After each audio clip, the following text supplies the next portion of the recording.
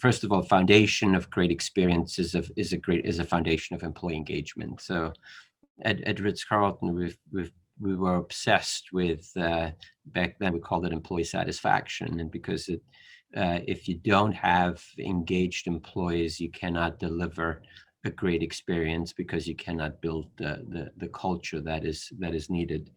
And the culture starts on day one, and it actually starts way before that. The culture starts with the people that you're selecting, and finding the right people that will be the ambassadors for you, for your brand, for your organization. And so it's much more important to focus on those assets than the physical assets that we have. If you don't think of them as a friendly individual within the first few minutes, then they're probably not going to be able to convince your patients or your customers that they're in good care. And it's so much more important in healthcare to do that. And then it's how do you bring your employees on board? At Ritz-Carlton, we had a philosophy.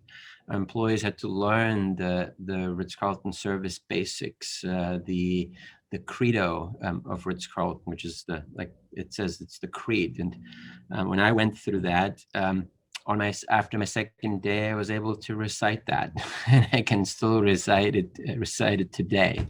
And let's just say that I went through orientation at Ritz-Carlton a long time ago. Corporations are always succumbing to the tyranny of no rather than the genius of yes.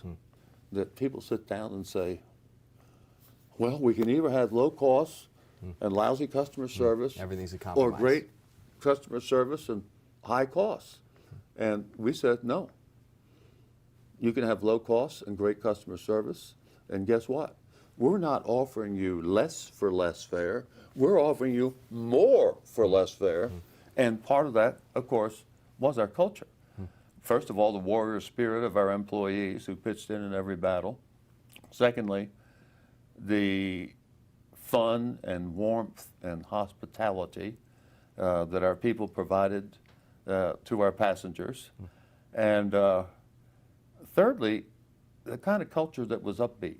We didn't ask people to change and become robots or automatons when they came to work. Then they'd say, oh, where do you get 15,000 employees?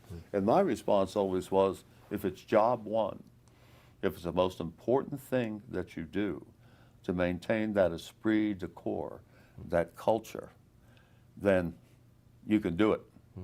Instead of putting it on the back burner, as opposed to a lot of other things that come up as you get bigger.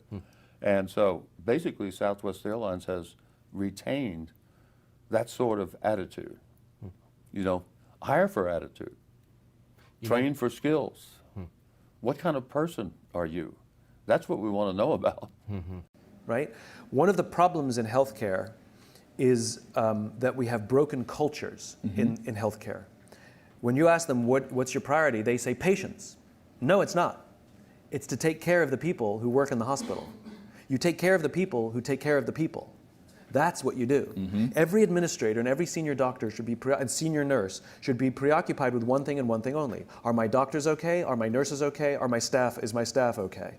And if you get that right, they will devote all of their time and energy to taking care of each other and the patients. Right. The problem is we have cultures in which they think money is more important, or patients are more important, or anything else other than the doctors, the nurses, and the staff. And so the doctors and nurses and staff are forced every day to expend time and energy to protect themselves from their own leaders and take energy away from doing the right thing for the patients. InnovaCare Health, Jeff Toyster here. I am honored that you will be using my book, The Service Culture Handbook, in your upcoming roundtable discussion. I think you'll find it's a step-by-step guide to getting your employees obsessed with the people they serve. Now, I'll share one secret with you as you explore the book, and that's this. It's not an overnight transition. Building the culture that you want and then growing that culture takes time. It's a journey. It's a difficult journey at times. But getting together, having discussions about the book, and making concrete plans to move forward is a great first step.